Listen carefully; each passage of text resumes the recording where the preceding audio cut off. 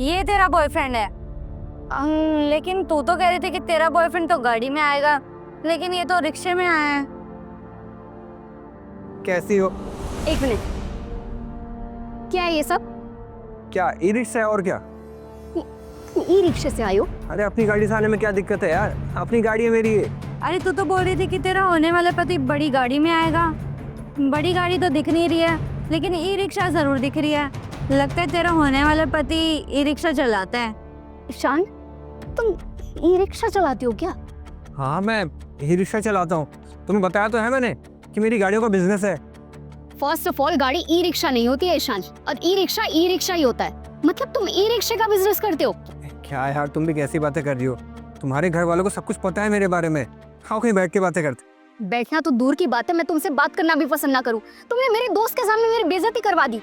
देखो यार, मैं इस काम से अच्छा खासा पैसा कमा लेता हूँ और मैं वादा करता हूँ कि तुम्हें किसी चीज़ की कोई दिक्कत नहीं होगी।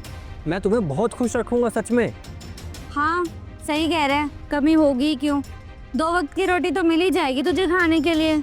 देखो ईशान, आज ना तुमने सही नहीं किया है। तुमने एक तो मेरी दोस्त के सामने मेरी इंसल्ट भी कर दी, और तुम्हारे घर वालों ने सोच भी कैसे लिया कि तुम जैसे लड़के से मैं रिश्ता रखूंगी।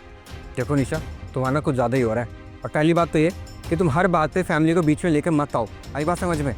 हर फोटो में तो तुम बहुत सारी गाड़ियों के साथ अपनी फोटो डालते हो, हाँ, जैसे कि वो गाड़ी तुम्हारी अपनी हो। और असलियत तो ये है कि तुम्हारे पास ये ई रिक्शा है, घटिया सा। और आज के बाद ना अपनी शक्ल मत दिखा देना मुझे। आज के बाद तुम्हारे साथ कोई रिश्ता नहीं है मेरा।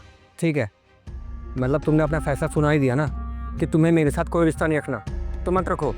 लेकिन हाँ, एक बात सुनती जाओ। मेरी जितनी भी फोटोज तुमने देखी है ना गाड़ियों के साथ, वो गाड़ियाँ कोई किराए पे ली हुई नहीं है, बल्कि मेरी खुद की गाड़ियाँ हैं। वो उन गाड़ियों को मैंने अपने दम पे कमाया है।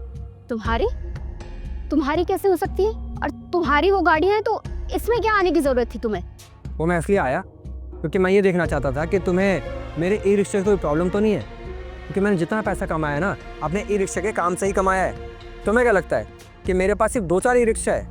जी नहीं, मेरे पास पूरे 60 ई रिक्शा हैं जो कि इन सड़कों पर रोज़ चलते हैं और उनसे मेरी रोज़ कमाई होती है। आई बात समझ में? सारे ई रिक्शा को मैं रेंट पे लगाता हूँ, तब जाके कुछ पैसे कमाता हूँ, और मुझे अपने काम से कोई शर्म नहीं आती है।